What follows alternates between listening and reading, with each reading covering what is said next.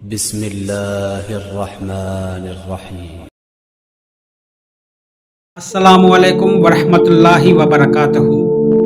بے روزگاری، تنگ دستی انسان کو بہت لاچار بنا دیتی ہے اور بعض اوقات انسان کی بہت کوششوں کے باوجود بھی من پسند کام کا نہ ملنا انسان کو ذہنی دباؤ کا شکار کر دیتا ہے۔